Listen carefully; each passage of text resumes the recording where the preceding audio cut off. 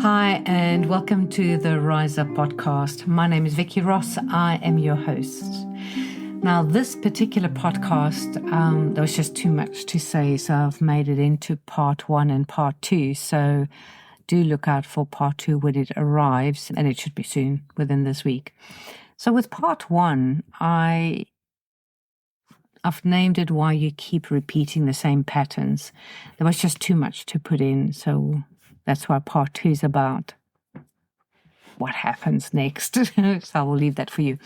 Anyway, so this podcast, the Rise Up podcast, is a space for awareness.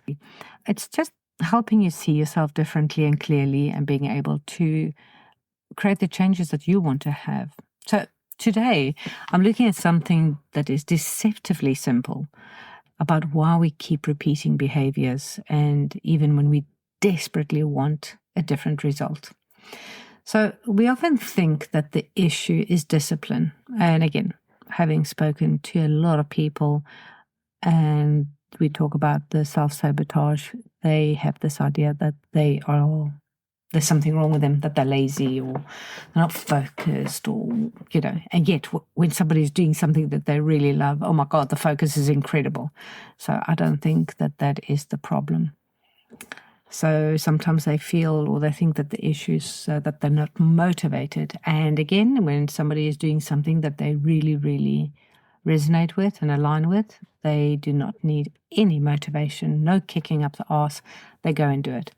Or consistency. And again, people will always do what they want, and they'll do what they want and not what they need. So consistency is not the issue either. But what if the real issue is actually how you're communicating with yourself, or it is one of the issues, how you communicate with yourself? So I want us to go and explore that a little bit and see from which angle I come in and how I kind of help, because I listen to a lot of what people say, how they say it.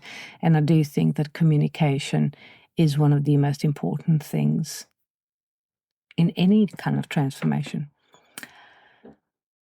So most people will look at a result. And then they try to change the action. So they will look like, for instance, oh, my jeans don't fit. I'll diet. I have to diet. So they look at the action. Oh, I've been overeating. I haven't been watching my diet. I need to change that. And they try and control that to get a different result. They might be going, oh, the result is I'm out of breath. Then they look to go, well, I'm unfit and I haven't done any exercise. I haven't been to the gym for years, blah, blah, blah, whatever. So then they go, okay, I need to change my action, which is nothing, and I need to start exercising. Or perhaps, I've heard this quite a lot, I left my tax returns until the last minute again. And what they then start to do, they promise that they'll be more organized for the next year, and they start doing their bookkeeping in the beginning, and then they just, I don't know, one day they magically forget, and the next thing they realize a whole year's passed and they've done 1 month's worth of books, and they now have to catch up on the other 11. So I'm sure you understand and resonate with what I mean when we say that we look at the results, we try and change the actions that we take that give us the results, and then wonder why we revert back. So these patterns quickly return when this is what we do, which is most people. And the question is why? Because you're trying to fix the result without understanding what created the action. And the action doesn't start where you think it is. Where you think it is. The action doesn't start at the point where you're going, I'm not going to the gym. You have to go a little bit back. So I want to explain to you about what creates behavior, so that you can start having an understanding. And again, the thing that I love most that Dr. Joe Dispenza talks about is that information, knowledge, is the precursor to change. And if you think about knowledge is power, when you learn about yourself, you empower yourself to change. So let me give you a little bit very simple understanding of behavior. I always say there's 3 major things that create behavior, or for any behavior to happen. There is a thought, There is an internal dialogue, a yakety yak that's going on inside your head. And then, of course, there is a physical response. And together they create a behavior. So let's slow that down and let me explain each one.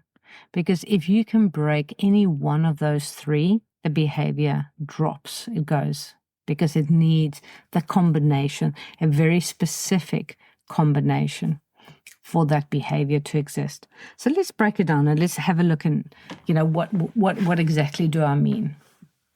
So when you look at thoughts, so we have thousands of thoughts every day. I'm not even going to start saying how many and what study said what. We have lots of thoughts, but most of them, they just pass by. It's just like, just moving. But the moment that you decide that a thought is important is the moment that you give it weight. The unconscious mind treats it as real. And this is crucial because the unconscious cannot distinguish between imagination and reality. If you think, I'll always mess this up, and you give it importance, your nervous system reacts as if you are failing already, not remembering that you have failed in the past, but that you are failing now. So it can't tell the difference. The unconscious mind cannot tell the difference between reality and fantasy. So if that is what you're thinking, your mind thinks this is happening right now. The minute now you've given it some importance because you've become aware of it, and straight away then the other two things kick in, and the one is the internal dialogue. So once that thought feels real, the commentary begins. And we know this commentary. And this is where your mood matters. On a tired day, you might say something like, I never get this right, or this is so typical of me, or what's wrong with me? A lot of people use that. But on a strong day where you've slept well and you're like, good, you'll say, oh, I can handle this. Oh, it's fine. I've done this, I've done worse and I can fix this. Or, so you'll always kind of recover well on a good day. And the situation didn't change. It's just that your internal communication did. So if you're not aware of how you speak to yourself, you will believe whatever version shows up, and you will do this unconsciously. And you just got to understand, and I think you do, and accept, and I think you do, that some versions of yourself are not very kind. And this is what we need to be looking at. Now, the third thing that happens is we have a physical manifestation, because we have to ask the question, how does the body know what to do? How does the body know how to feel emotions, how to walk in a certain mood? How does it know? So when the thought has been given importance and the internal dialogue starts, the body jumps in and joins as well. This is a party and it's got the invitation.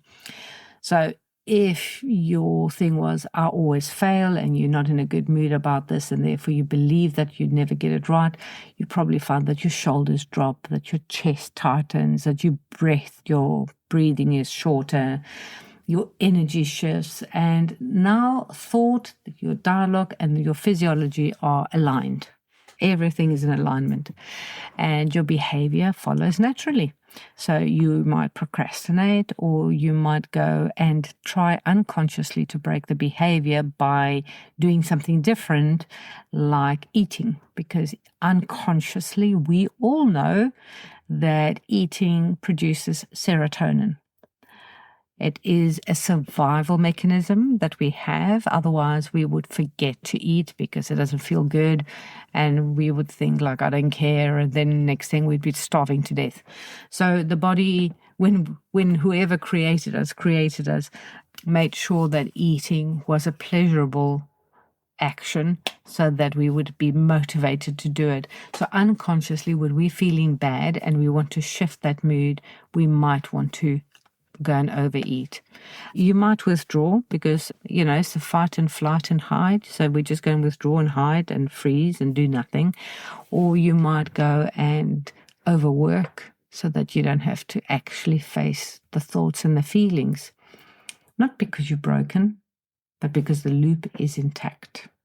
It's all sorted, and then you have this reaction going on. So why changing the action rarely works? So you look at the result, and then you look at the action, and you try and change the action. And let's talk about, people want to change, but they try to interrupt at the behavior level, and it doesn't work. Because you've got to understand that behavior is the final domino. It's not the start of it. It's the end of it. So it's very difficult to change it there. You would require a lot of self-awareness and a lot of discipline and a lot of systems in place to keep reminding yourself to do something different. If you don't go back to the beginning, you'll just keep resetting the last piece and then going unconscious and then going, oh, damn, forgot. So instead of asking yourself, how do I stop doing this? Ask yourself, what thought did I decide was important? Because that's where the emotion began. There's a thought, and that thought drives an emotion. And why do we need this? Because the thought has a meaning. We've already decided what it means. When we first had the experience, the first time we did whatever, we had the experience, we gave it meaning, and that meaning gave it a feeling. And we need the feeling because feelings drive emotions, and emotions help us make decisions. Without decisions, we make no movement. We can't do anything. So everything is a decision that we do, and we can't make decisions without emotions. Here's something interesting to know. They experimented on some chimps, and I think this was in the 1930s, so I stand corrected for the dates. Chimps that had lost control and were angry or aggressive, and they did a lobotomy on them, and they found that they became very, very passive. So they thought, oh, maybe we can do that to people. So there's actually a brilliant movie. It's old. It came out, I think, in the early 80s. It's called Frances, with Jessica Lange. She plays a brilliant role. And what they did is they took people that had bipolar or, that were emotionally unstable, let's just put it that way, and they gave them a lobotomy.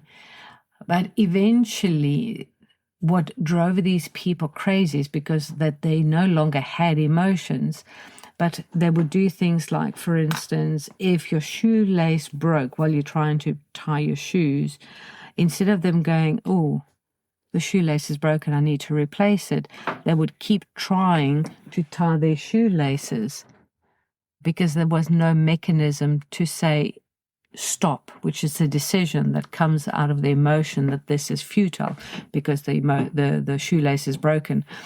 And that would drive people crazy. The whole, I don't feel anything, and therefore I can't make a decision. So we need our decision-making emotions, because emotions drive decisions, and decisions drive actions, and actions create results. So when we're looking at breaking the loop, the easiest place to interrupt is the body. So if you're standing, sit, if you're walking, run, if you just change your state, I've even seen it when people are having, for whatever reason, and what we would call an reaction, an abnormal reaction, where they go into a panic and they start shaking, because the shaking comes from too much adrenaline in the body from the fight and flight and freeze response. So because they're shaking, if you make them overshake, so in other words, you exaggerate the shake, eventually the body will just, and it will reset, rather than continue shaking until the adrenaline has been used up. So I would then say break the loop in whichever way, change the state of the body. This is why they also say that putting your face in ice cold water is very good for abreactions, is very good for depressions, because it changes the whole chemical state of your body. So because when you break, why do we want to break the cycle? We want to break this triangle. So when you break one part, the other two weaken. So you can change the thought and you can change the internal dialogue, but the other two are actually quite hard. The easiest one is to change the body. So then and only then you have the opportunity to examine that thought rationally. Otherwise, you're analyzing it while it's still inside, and that's very difficult because your emotions have taken over. And the problem with that is that your emotions, your emotional memory is much stronger and bigger than your rational memory. And for you to be able to then control that emotion in that moment so that you can become rational and start to make sense out of the nonsense is very, very hard. I'm not saying you can't do it, but it's really hard. It's easier to do it when you're no longer in the little triangle. So I always like to say to people that journaling is super, super, super effective and good, and it matters. Not so much as therapy, it is also very good as that as well, but as evidence. Because when you free write without editing, you reveal how you describe your problems, how your problems exist in your mind. And if you think about language, it's not random the way that somebody will explain a problem. They unconsciously have a very specific way of formulating that problem, and therefore when they translate that through language to share it with somebody, it's all there in the language. So the way you describe something reveals what you believe about it or what you think about it, how you feel about it. And people will say, but that's not what I meant. And I'm like, no, that's actually exactly what you meant, because that's what came up when you were unguarding and unconscious. So when you can see your language, then you can see how you construct your reality. And that's why journaling is so super cool to do. So in closing, what I want you to think about is, if you keep repeating a behavior, I want you to just start thinking about it, that it's not because you lack discipline, but it's because something earlier in the chain is still unquestioned. So it could be that you've got a belief system and you've now tried and break the belief system, but then there's something underneath it and something underneath that and something underneath that. And therefore you need to keep going deeper and deeper until you get to the bottom and that it becomes nonsensical. So in part 2, we are going to go deeper. We're going to go into fear, to understand fear. We're going to talk about identity and why positive thinking doesn't always work. So it works sometimes depending on the conditions. So I don't want to say positive thinking never works, but it doesn't always work. And I'm going to explain to you why. And we will talk about what actually does work. So what I'd like you to do for this week or this program is to just pause and notice your internal dialogue. Notice how your body reacts to a thought. What is the thought? So you can actually understand it, get the information, become very aware that when I think this, I say this to myself and I behave this way.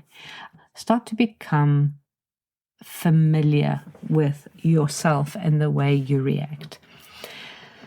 So if something in this whole podcast hit a nerve, I'd love to hear about it. I'd love to hear what this has helped you with.